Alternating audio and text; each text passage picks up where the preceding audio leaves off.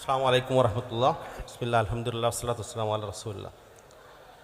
നമ്മൾ ഏറിയ ആളുകളും ഒരുപക്ഷേ നമ്മുടെ സമ്പത്ത് സാലറി ക്രെഡിറ്റ് ആയി കഴിഞ്ഞാൽ ആദ്യത്തെ ഒരാഴ്ച കൊണ്ട് തന്നെ ചിലപ്പം നോക്കും നമ്മുടെ ബാലൻസ് മുഴുവൻ തീർന്നു പോയിട്ടുണ്ട്. അല്ലെങ്കിൽ ഇപ്പോൾ ഒരു അടുത്ത തവണ നമുക്ക് വരുന്ന അടുത്ത മാസം അല്ലെങ്കിൽ ഈ മാസം അവസാനം നമുക്ക് വരാവുന്ന സാധ്യതയുള്ള നമ്മുടെ വലിയ എക്സ്പെൻഡിച്ചേഴ്സ് ഉണ്ടാവാം. കുട്ടികളുടെ ഫീസ് പോലെയുള്ള അല്ലെങ്കിൽ എന്തെങ്കിലും ഹോസ്പിറ്റൽ എക്സ്പെൻഡിച്ചർ പോലെയുള്ള സാധനങ്ങൾ വരുമ്പോൾ നമ്മൾ മുമ്പിൽ എപ്പോഴും ഒരു അനിശ്ചിതമായിരിക്കും ഇനി എങ്ങനെ അത് മുന്നോട്ട് പോകും എന്നുള്ളത്. അതുപോലെ നമ്മളെപ്പോഴും ആലോചിക്കുന്ന മറ്റൊരു സംഭവമാണ് ഈ പൈസ ഒക്കെ എവിടെ പോയി എന്നുള്ളത്.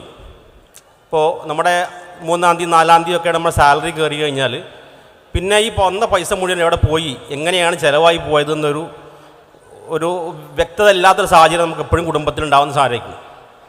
അപ്പോൾ ഇത്തരം സംവിധാനങ്ങൾ വരുമ്പോൾ നമുക്ക് എങ്ങനെ ഒരു വ്യക്തമായ രീതിയിൽ ഇതിനെ പ്ലാൻ ചെയ്ത് കൊണ്ടുപോകാമെന്നുള്ളതിൻ്റെ ഏകദേശം ചില കാര്യങ്ങളാണ് ഇൻഷാ അല്ലാഹ് ഇവിടെ പറയാൻ ഉദ്ദേശിക്കുന്നത്. നമുക്ക്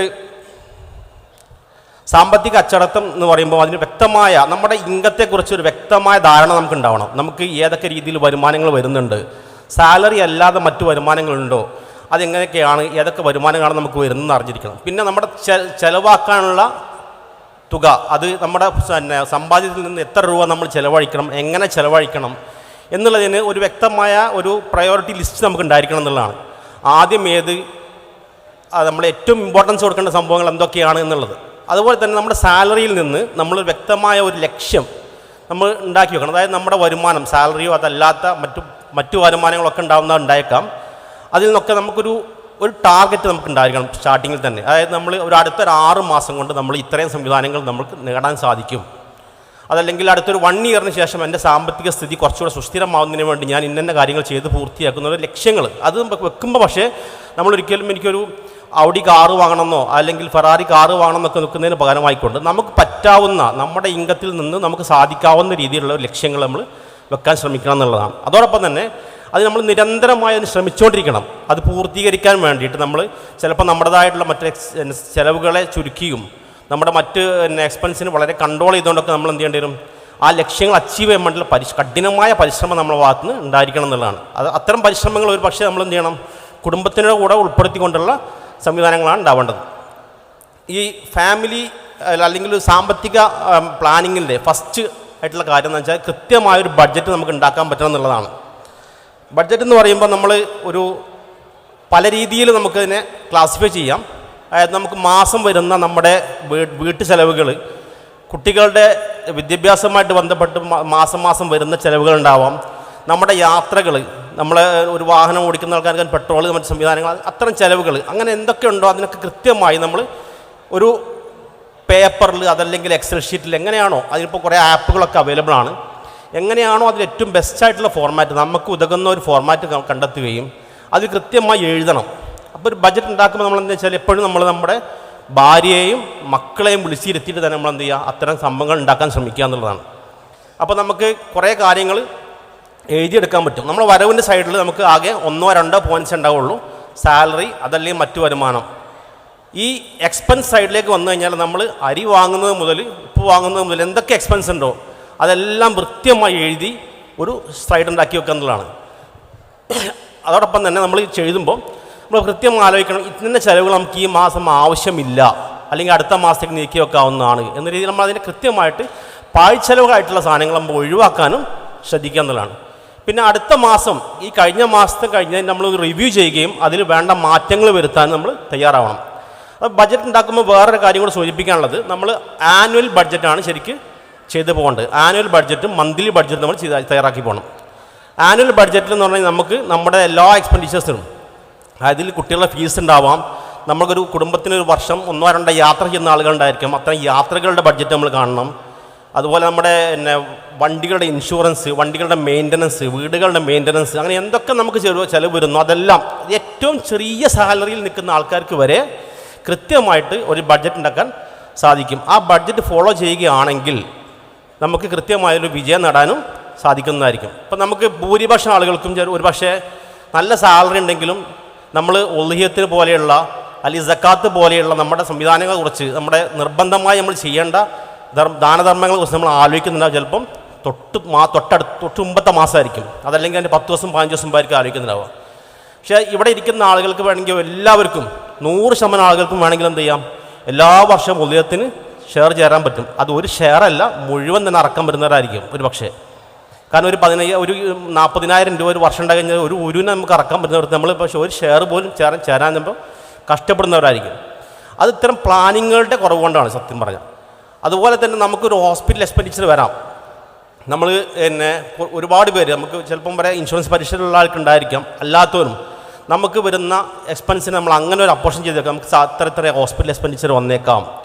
അതിൽ എൻ്റെ എത്ര സമ്പാദ്യത്തിൽ നിന്ന് എനിക്ക് ഇത്ര സക്കാത്തിന് കൊടുക്കാൻ നിർബന്ധമായ സാധനങ്ങളുണ്ട്, കഴിഞ്ഞ വർഷം എത്ര സക്കാത്ത് കൊടുത്തിട്ടുണ്ട്, അപ്പോൾ അടുത്ത വർഷം എനിക്ക് ഇത്ര സക്കാത്ത് കൊടുക്കേണ്ടതായിട്ട് വരും എന്ന് നമ്മളൊരു ബഡ്ജറ്റ് ഉണ്ടാക്കിയും അതിന് ഓരോ മാസം ഇത്രയും മൊത്തം ചിലവുകൾക്ക്, അതായത് നമ്മുടെ കുടുംബത്തിൻ്റെ ദൈനംദിന ചിലവുകൾ കഴിഞ്ഞിട്ട് വരുന്ന ഒരു വാർഷിക അല്ലെങ്കിൽ ക്വാർട്ടർലി അല്ലെങ്കിൽ ഹാഫ് ഇയർലി എക്സ്പെൻഡിച്ചറിനെ നമ്മൾ എന്ത് ചെയ്യുക, ഒരു വർഷത്തിലേക്ക് എടുക്കുകയും അതിനെ 12ലേക്ക് ഡിവൈഡ് ചെയ്തിട്ട് നമുക്ക് വരുന്ന തുക. അപ്പോൾ അത്ര എക്സ്പെൻസ് എല്ലാം കൂടെ 1 ലക്ഷം രൂപ വരുന്നുണ്ടെങ്കിൽ, ഒരു വർഷത്തേക്ക് 1 ലക്ഷം രൂപ വരുന്നുണ്ടെങ്കിൽ നമുക്കതിനെ 12ലേക്ക് ചുരുക്കിയിട്ട് ഒരു 8,000 9,000 രൂപ നമുക്ക് മാറ്റി വെച്ച് കഴിഞ്ഞാൽ അത് നമ്മളൊരു എമർജൻസി ഫണ്ട് പോലെ നമുക്ക് ഉപയോഗിക്കാൻ പറ്റും. അതിൽ നിന്നുകൊണ്ട് നമുക്ക് ഇത്തരം കാര്യങ്ങളെ വളരെ അതെല്ലാ മാസം ശമ്പളം കിട്ടുമ്പോൾ ആ പൈസ നമ്മൾ എന്ത് ചെയ്യണം, മാറ്റിവെക്കാൻ തയ്യാറാവുക എന്നുള്ളതാണ്. ഈ ബഡ്ജറ്റ് ഉണ്ടാക്കുന്നതിന് സ്വാഭാവികമായിട്ടും ആളുകൾ പറയുന്ന ഒരു റൂളാണ് 50-30-20 എന്ന് പറയുന്നത്. അത് 50 നമ്മുടെ മന്ത്ലി അല്ലെങ്കിൽ ആ ഒരു വീക്കിലി നീഡ്സുകൾക്ക് വേണ്ടിയിട്ടും നമ്മുടെ മറ്റുള്ള ഒരു വാണ്ടുകൾ നമുക്ക് വേണമെങ്കിൽ മാറ്റിവെക്കാവുന്ന അല്ലെങ്കിൽ അടുത്തൊരു പ്രോഗ്രാമിലേക്ക് മാറ്റിവെക്കാവുന്ന രീതിയിലുള്ള വാണ്ടുകൾ, അതിനൊക്കെ ഒരു 30%, സേവിങ്സിന് 20% എന്നുള്ളതാണ്. ഇങ്ങനെ ഒരു രീതിയാണ് സാധാരണ ആൾക്കാർ പറയാറ്. ഇതിൽ നമുക്ക് തന്നെ 60-20-10 അല്ല 60-30-10 അല്ലെങ്കിൽ 70-20-10 എന്ന രീതിയിൽ നമ്മുടെ വരുമാനത്തിൻ്റെ അടിസ്ഥാനത്തിൽ ആ രീതി നമുക്ക് മാറ്റാൻ പറ്റുന്നതാണ്. അതനുസരിച്ച് നമ്മൾ ചെയ്യേണ്ടതാണ്. നമ്മൾ ഇതിൽ ലാസ്റ്റിൽ ഞാൻ പറഞ്ഞൊരു പോയിന്റ്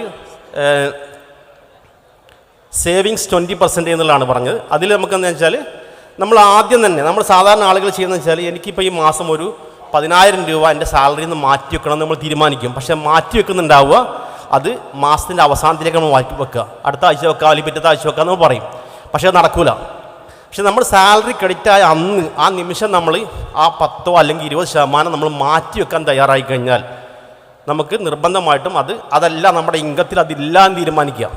ഇപ്പോൾ 100 രൂപ കിട്ടുന്ന ഒരാൾ ഈ 80 രൂപ എൻ്റെ വരുമാനമുള്ളൂ എന്ന് തീരുമാനിക്കുന്നവർ കൂടി അയാളെന്തായി കുറച്ചുകൂടെ സേഫായി ആ 80-ൽ നിന്ന് ജീവിക്കാൻ ശ്രമിക്കും. അപ്പോൾ അത് നമ്മൾ ആദ്യം മാറ്റി വെച്ചാൽ മാത്രമേ നമുക്ക് സമ്പാദ്യം ഉണ്ടാക്കാൻ സാധിക്കുകയുള്ളൂ. പിന്നെ നമ്മുടെ എല്ലാവരുടെയും സേവിങ്സ് അക്കൗണ്ട്, സാലറി അക്കൗണ്ട് എന്ന് പറഞ്ഞ സാധനം, അതിൽ വരുന്ന പൈസ നമ്മൾ അതിലൊറ്റ ക്രെഡിറ്റ് ഉണ്ടാവുള്ളൂ, ബാക്കിയെല്ലാം എക്സ്പെൻസസ് ആയിരിക്കും. അപ്പോൾ അതിൽ പൈസ നിർത്തി കഴിഞ്ഞാൽ ഞാൻ വേറെ അക്കൗണ്ട് തുടങ്ങുന്നില്ല, അതല്ലെങ്കിൽ ഞാൻ വേറെ എടുത്ത് വെക്കുന്നില്ല, അതിൽ തന്നെ ഇരുന്നോട്ടെ എന്ന് വെച്ച് കഴിഞ്ഞാൽ അതിന് എക്സ്പെൻസിൻ്റെ കൂട്ടത്തിൽ ഇങ്ങനെ പോയിക്കൊണ്ടേയിരിക്കും. അപ്പോൾ അതിൽ ബാലൻസ് ഉണ്ടാവില്ല. അപ്പോൾ നമ്മൾ എടുത്ത് മാറ്റി വെക്കാത്ത സുഖം ഒന്നുകിൽ ക്യാഷായിട്ട് വിഡ്രോ ചെയ്തിട്ടോ അതല്ലെങ്കിൽ എന്തെങ്കിലും നിക്ഷേപ പദ്ധതികളിലേക്ക് മാറ്റി വെക്കേണ്ടതാണ്. പിന്നെ നമ്മൾ ആദ്യം പറഞ്ഞ നമ്മുടെ ബഡ്ജറ്റ് ഉണ്ടാക്കുമ്പോൾ നമ്മുടെ ഫണ്ടുകളിൽ നിന്ന് ഒരു അടിയന്തര ഫണ്ട്, എമർജൻസി ആവശ്യങ്ങൾക്ക് വേണ്ടിയുള്ള തുക, അത് എത്രയാണോ ഒരു മാസം വന്നത് അതിൻ്റെ × 6 എങ്കിലും നമ്മൾ എന്ത് ചെയ്യണം, ഓവർ ദ പീരീഡ് ഒരു 3 to 6 month പീരീഡ് മാറ്റി വെച്ചിട്ട് ആ ഫണ്ട് നമുക്ക് എന്തെങ്കിലും ഒരു ക്രൈസിസ് വന്നാൽ, ഒരു ഹോസ്പിറ്റൽ ക്രൈസിസ് വരാം, അതല്ലെങ്കിൽ സാലറിയിൽ റിഡക്ഷൻ വന്നേക്കാം, എന്തെങ്കിലും കുറച്ച് നാൾ സാലറി കിട്ടാതെ വന്നേക്കാം, അങ്ങനെ എന്തെങ്കിലുമൊക്കെ സംഭവിക്കുമ്പോൾ ഒരു എമർജൻസി സാഹചര്യം വരുമ്പോൾ നമുക്ക് ഉപയോഗിക്കാനുള്ള ഫണ്ടായിട്ട് അത്രയും ഫണ്ട് മാറ്റി വെക്കണം. അത് നമ്മൾ ഡെയിലി നീഡ്സിൻ്റെ ഫണ്ടിൽ നിന്ന് അത് മാറ്റാൻ ശ്രമിച്ചു കഴിഞ്ഞാൽ നമുക്കൊരിക്കലും പൂർത്തീകരിച്ച് പോകാൻ പറ്റില്ല. അപ്പോൾ ആ മാസം നമ്മുടെ ബഡ്ജറ്റ് ഡെഫിസിറ്റ് ബഡ്ജറ്റ് ആവും, നമുക്ക് മുമ്പോട്ട് പോകാൻ പറ്റാത്ത സാഹചര്യം വരും. പിന്നെ നമ്മൾ ചിലവിനെ വളരെ ശക്തമായിട്ട് നിയന്ത്രിക്കേണ്ട സാധനമാണ്. ഇന്ന് മുമ്പത്തെ കാലത്തൊക്കെ പക്ഷേ നമുക്ക് ചിലവ് ഇത്രയും അത്ര എളുപ്പമായിരുന്നില്ല പൈസ ചിലവഴിക്കുക എന്ന് പറഞ്ഞു കഴിഞ്ഞാൽ. സാലറി എന്നൊക്കെ ആണെങ്കിൽ തന്നെ പല രീതിയിൽ ബാങ്കിൽ പോകണം, പൈസ എടുക്കണം, ചിലവാക്കണം എന്നൊക്കെ ആയിരുന്നു. ഒരു വലിയൊരു ഇതാണെങ്കിൽ ഒരു ലോൺ എടുക്കണമെങ്കിലൊക്കെ കടം വാങ്ങണമെങ്കിലൊക്കെ ഭയങ്കര പ്രയാസമായിരുന്നു. ഇന്ന് അങ്ങനെയല്ല. ഇന്ന് നമ്മൾ UPI സ്കാൻ ചെയ്ത് കഴിഞ്ഞാൽ ലക്ഷങ്ങൾ നമുക്ക് ചിലവഴിക്കാൻ പറ്റുന്ന അവസരമാണ്. അപ്പോൾ നമ്മൾ ചിലവഴിക്കുന്ന കുറച്ച് ആലോചിക്കാത്തൊരവസരത്തിലേക്ക് എത്തുകയാണ്. ഇന്നിപ്പോൾ ഒരു TV വേണം, അല്ലെങ്കിൽ ഒരു മൊബൈൽ ഫോൺ വാങ്ങണം, ഒരു iPhone 17 ഇറങ്ങിയെന്ന് പറയുമ്പോഴേക്കും നമ്മൾ എന്താ വെച്ചാൽ റെഡി ആവുകയാണ്. ഓക്കെ, ഫസ്റ്റ് ഞാൻ വാങ്ങുന്നു എന്നപ്പോൾ എത്ര 1,70,000 രൂപ നമ്മൾ ഒറ്റയടിക്ക് QR കോഡ് സ്കാൻ ചെയ്യുന്നു, അല്ലെങ്കിൽ ക്രെഡിറ്റ് കാർഡ് സ്കാൻ ചെയ്ത് നമ്മൾ പൈസ എടുത്ത് ചിലവാക്കി പോകണം. അപ്പോൾ അത് മാറ്റി നിർത്തി ചിലവിൻ്റെ ഒരു ആവശ്യം വരുമ്പോൾ നമ്മൾ കൃത്യമായി ആലോചിക്കുക, എനിക്കിത് ഇന്ന് ആവശ്യമുള്ളതാണോ, അത് നാളെ ചെയ്താൽ മതിയോ, നമ്മളിപ്പോൾ ഒരു ഷോപ്പിങ്ങിന് സൂപ്പർ മാർക്കറ്റിലേക്ക് പോകുന്ന സാഹചര്യം ഉണ്ടാകുമ്പോൾ നമ്മൾ കൃത്യമായി എഴുതി വെച്ച് പോവുക. രണ്ട് രീതികൾ പോയി നോക്കിയാൽ നമുക്ക് കൃത്യമായിട്ട് മനസ്സിലാവും. ഒന്ന്, നമ്മുടെ ആവശ്യമുള്ള സാധനങ്ങൾ എന്താണോ അത് മുഴുവൻ എഴുതി പേപ്പറിൽ വെച്ച് അത് സാധനം മാത്രം വാങ്ങി പോരുമ്പോഴും, അതല്ലാതെ വീട്ടിൽ നിന്ന് കുറച്ച് സാധനങ്ങൾ വാങ്ങണം എന്ന് പറയുന്നത് നമ്മൾ പോയിട്ട് വാങ്ങി വരുമ്പോഴാണ് വ്യത്യാസം നമുക്ക് ആലോചിച്ചാൽ അറിയാം. നമ്മുടെ ആവശ്യമില്ലാത്ത ഒരുപാട് സാധനങ്ങൾ വാങ്ങിച്ചിട്ടുണ്ടാവും. ചിലപ്പോൾ വീട്ടിൽ നമ്മുടെ അൽമാറയിലൊക്കെ പോയി നോക്കി കഴിഞ്ഞാൽ ചിലപ്പോൾ ഒരു മാസത്തേക്കോ 2 മാസത്തേക്കോ വാങ്ങി കൊടുത്തിട്ടുണ്ടാവും, ഉപയോഗിച്ചിട്ടേ ഉണ്ടാവില്ല, കവർ പൊട്ടിക്കാത്ത ഐറ്റംസ് ഉണ്ടാവും. അപ്പോൾ അത്തരം കാര്യങ്ങളൊക്കെ വാങ്ങുമ്പോൾ നമ്മൾ ചിലവഴിക്കുമ്പോൾ ചിലവിന് നന്നായിട്ട് നിയന്ത്രിക്കുക. കാരണം കടത്തിലേക്ക് പോയി കഴിഞ്ഞാൽ നമ്മൾ തന്നെയാണ് അതിൽ പ്രയാസപ്പെടുന്നുണ്ടാവുക. അപ്പോൾ കടമില്ലാത്ത അവസ്ഥയിലേക്ക് നമ്മളെപ്പോൾ ശ്രദ്ധിക്കുക. പിന്നെ നമ്മുടെ സാലറി അക്കൗണ്ട് അല്ലെങ്കിൽ നിക്ഷേപ അക്കൗണ്ടിലൊക്കെ വരുന്ന പലിശ, സേവിങ്സ് അക്കൗണ്ടിൽ നമുക്ക് വർഷത്തിൽ 4 തവണ അക്കൗണ്ടിൽ ഇൻട്രസ്റ്റ് കയറും. ഓരോ ക്വാർട്ടറും കഴിഞ്ഞാൽ അടുത്ത ദിവസം, ഇപ്പോൾ ഏപ്രിൽ മെയ് ജൂൺ കഴിഞ്ഞാൽ ജൂലൈ 1 ഫസ്റ്റ് ട്രാൻസാക്ഷൻ ബാങ്കിൽ വരുന്ന ഇൻട്രസ്റ്റ് ആയിരിക്കും. അത് അന്ന് തന്നെ അത് എടുത്ത് മാറ്റി വേറെ കാര്യങ്ങളിലേക്ക് ഉപയോഗിക്കുക എന്നുള്ളതാണ്. അതുപോലെ നമ്മുടെ സക്കാത്ത്, ഞാൻ നേരത്തെ പറഞ്ഞ ഉൽഹിയത്ത്, ഇത്തരം കാര്യങ്ങൾക്കൊക്കെ നമ്മൾ എന്ത് ചെയ്യുക, ഫണ്ട് കണ്ടെത്തുക. അത് ഉടനെ എങ്ങനെയാണോ അത് ചെയ്യേണ്ടത് അതിൻ്റെ ഏറ്റവും ബെസ്റ്റ് രീതിയിൽ നമ്മൾ ചെയ്തു പോകുക എന്നുള്ളതാണ്. പിന്നെ കടം, ഞാൻ നേരത്തെ പറഞ്ഞ പോലെ നമ്മുടെ അമിതമായ ചെലവ് അതിൽ കൺട്രോൾ ഇല്ലാതെ വരുമ്പോൾ നമുക്ക് എപ്പോഴും എന്ത് ചെയ്യും, വലിയ കടബാധ്യത ഉണ്ടാകും. ഒരു ആളുടെ വരുമാനത്തിൻ്റെ 20% കൂടുതൽ ഒരിക്കലും അയാൾക്ക് കടത്തിൻ്റെ ബാധ്യത ഉണ്ടാകാൻ പാടില്ല എന്നുള്ളതാണ് പറയാം. 20% കൂടുതൽ ബാധ്യത വന്നു കഴിഞ്ഞാൽ അയാളുടെ ദൈനംദിന എക്സ്പെൻഡിച്ചേഴ്സിനെ ബാധിക്കും. അപ്പോൾ കാര്യങ്ങൾ മുന്നോട്ട് കൊണ്ടുപോകാൻ പറ്റാത്ത സാഹചര്യം വരും. വീണ്ടും കടത്തിൽ പോവും. അപ്പോൾ 20 30 ആവും, 30 40 മാസം കടത്തിൽ നിന്ന് എണീക്കാൻ പറ്റാത്ത സാഹചര്യം വരും. ചിലപ്പോൾ നമ്മൾ സാലറി കിട്ടി ഒരു 15-ാം തീയതി നമ്മൾ ആലോചിക്കും സാലറി തീർന്നു, അപ്പോൾ അടുത്ത ആളുടെ വാങ്ങും. ആ വാങ്ങിയ കടം തിരിച്ചു കൊടുക്കാൻ വേണ്ടി പിന്നെ അടുത്ത ആളുടെ വാങ്ങും.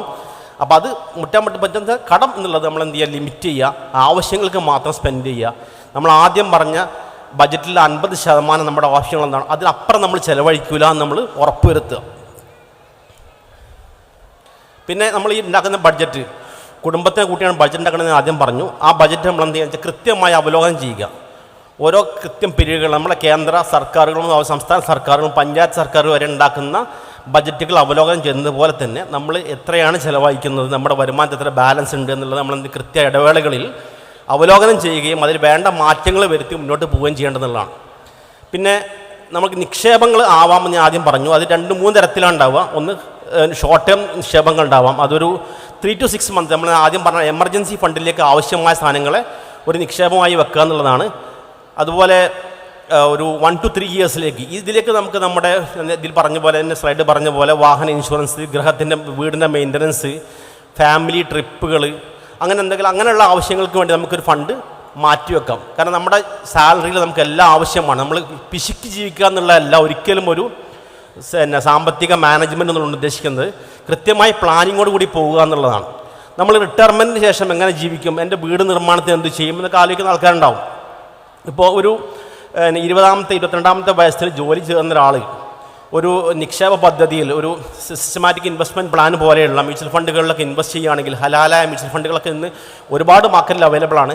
അത്തരം ഇൻവെസ്റ്റ്മെൻറ്റിലൊക്കെ ചെയ്യുകയാണെങ്കിൽ ഒരു 10,000 രൂപ ഒരു മാസം അല്ലെങ്കിൽ 20,000 രൂപ ഒരു മാസം നിക്ഷേപിക്കാൻ പറ്റുകയാണെങ്കിൽ ഒരു 15-20 വർഷങ്ങൾക്ക് ശേഷം വീട് വെക്കാൻ ആ പൈസ മാത്രം മതിയാവും.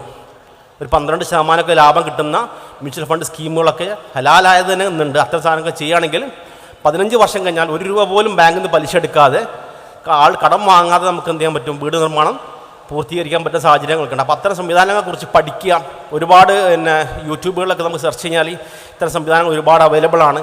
അത്തരം കാര്യങ്ങളെക്കുറിച്ച് പഠിച്ച് മനസ്സിലാക്കി, അതായത് സാമ്പത്തികം എന്നുള്ളത് നമ്മുടെ ഒരു റെസ്പോൺസിബിലിറ്റി ആണെന്ന് മനസ്സിലാക്കിക്കൊണ്ട് തന്നെ നമ്മൾ അതിന് വ്യക്തമായി ചിലവഴിക്കുകയും അതിന് ഓരോരോ വ്യക്തമായ പ്ലാനുകൾ ഉണ്ടാക്കുകയും ചെയ്യാനുള്ള നിർബന്ധമാണ്. നമ്മുടെ സാലറി കൊണ്ട് നമുക്ക് ബഡ്ജറ്റ് ഉണ്ടാക്കുന്ന സമയത്ത് നമുക്കിത് ഒരിക്കലും മുട്ടാൻ പറ്റുന്നില്ല, സാലറി കടത്തിലേക്ക് തന്നെ പോയിക്കൊണ്ടിരിക്കുകയാണെന്ന് പറഞ്ഞാൽ നമ്മൾ എന്ത് ചെയ്യണം, നമ്മുടെ സ്രോതസ്സിനെ, അതായത് സോഴ്സ് ഓഫ് ഇൻകത്തിനെ കൂട്ടാനുള്ള ശ്രമം നടത്തണം. കൂട്ടാനെന്ന് വെച്ചാൽ നമ്മൾ ഒന്നുകിൽ നമ്മുടെ കരിയറിൽ ഡെവലപ്മെൻറ്റ് ആവശ്യമായ കോഴ്സുകൾ എടുക്കുകയും പാർട്ട് ടൈം ജോലികൾ സ്വീകരിക്കുകയോ അതല്ലെങ്കിൽ ജോലി തന്നെ നമ്മൾ എന്താ പറയുക ഈ പ്രൊമോഷൻ ടെസ്റ്റുകൾ പാസ്സാക്കി അടുത്ത ലെവലിലേക്ക് പോകുന്ന രീതിയിൽ ചെയ്തിട്ടോ നമ്മൾ, അതല്ലെങ്കിൽ എന്തെങ്കിലും രീതിയിൽ ഒരു പാസീവ് ഇൻകം നമ്മളെ സമ്പാദ്യത്തിൻ്റെ ഒരു പോർഷൻ വേറെ ഹലാലായ മാർഗ്ഗ ബിസിനസ്സുകളിൽ നിക്ഷേപിച്ചുകൊണ്ട് നമുക്ക് കൺട്രോൾ ചെയ്യാൻ പറ്റുന്ന, ഒരിക്കലും ഒരു പ്രോക്സി ബിസിനസ്സിൽ ഇൻവെസ്റ്റ് ചെയ്യാവരുത്. ഹലാലായ ബിസിനസ്സുകൾ ഇൻവെസ്റ്റ് ചെയ്തുകൊണ്ട് വ്യക്തമായ രീതിയിൽ നമ്മൾ സോഴ്സ് ഓഫ് ഇൻകം കൂട്ടി ഫാമിലി പ്ലാനിങ്ങോട് കൂടി പോകാൻ ശ്രമിക്കുക. പിന്നെ എനിക്ക് പറയാനുള്ളതെന്ന് വെച്ചാൽ, ഒരിക്കലും നമ്മുടെ സാമ്പത്തിക മാനേജ്മെൻറ്റ് എന്ന് പറഞ്ഞു കഴിഞ്ഞാൽ ഒരു ദിവസം കൊണ്ടോ അല്ലെങ്കിൽ ഒരു ഫോർട്ട്നൈറ്റ് കൊണ്ടോ ഉണ്ടാക്കാൻ പറ്റുന്ന സാധനമല്ല. സമയമെടുത്ത് കുടുംബത്തോടെ അല്ലാണ്ട് പങ്കാളിത്തത്തോടു കൂടി നല്ല രീതിയിൽ പ്രാർത്ഥിച്ചുകൊണ്ട് തന്നെ വ്യക്തമായ പ്ലാനിങ്ങോട് കൊണ്ട് പോയാൽ മാത്രമേ വിജയിക്കാൻ പറ്റുള്ളൂ. അങ്ങനെ കഠിനാധ്വാനം ചെയ്ത് കഷ്ടപ്പെട്ട് നല്ല രീതിയിൽ അതിൻ്റെ ഒരു മാനേജ്മെൻറ്റ് നമ്മൾ ശ്രമിക്കുകയാണെങ്കിൽ ഇൻഷാ അല്ലാഹ് നമുക്ക് എല്ലാവർക്കും അച്ചീവ് ചെയ്യാൻ പറ്റുന്ന സാധനമാണ്. കഴിഞ്ഞ സംസാരത്തിൽ പുസ്തകം പറഞ്ഞ പോലെ 300 രൂപ വരുമാനത്തിൽ ജീവിച്ചു തുടങ്ങിയെന്ന് പറഞ്ഞ ആൾക്ക് ഇന്ന് 40,000 50,000 രൂപ ഉണ്ടായി കഴിഞ്ഞാൽ ഒരു മാസം പൂർത്തീകരിക്കാൻ പറ്റാത്ത സാഹചര്യമുണ്ട്. അതെന്ന് വെച്ചാൽ നമ്മുടെ ഇൻഫ്ലേഷൻ കൂടിയതാണ് ഒന്ന്. രണ്ടാമത്തെ ഞാൻ നേരത്തെ പറഞ്ഞ പോലെ നമ്മുടെ ചെലവിന് നിയന്ത്രണമില്ലാത്ത അവസ്ഥയാണ്. നമുക്ക് ഏറ്റവും എളുപ്പത്തിൽ കടം കിട്ടുന്നു, ഏറ്റവും എളുപ്പത്തിൽ ചെയ്യാനുള്ള പൈസ ചിലവഴിക്കാൻ മാർഗം കിട്ടുന്നു. അപ്പോൾ അതൊക്കെ നമ്മൾ ആലോചിക്കുക. നമുക്ക് പറ്റുന്ന എന്താണോ അതിലേക്ക് മാത്രം നമ്മൾ ചെലവിനെ ചുരുക്കുക, വരുമാന സ്രോതസ് വർദ്ധിപ്പിക്കാൻ ശ്രമിക്കുക. ഏറ്റവും നല്ല രീതിയിൽ സാമ്പത്തിക കൈകാര്യം ചെയ്യാൻ സാധിക്കട്ടെ എന്ന് പ്രാർത്ഥിക്കുകയാണ്. എനിക്കും നിങ്ങൾക്കും അതിന് വിജയം കണ്ടെത്താൻ സാധിക്കട്ടെ. അസ്സലാമു അലൈക്കും വറഹ്മത്തുള്ളാഹി.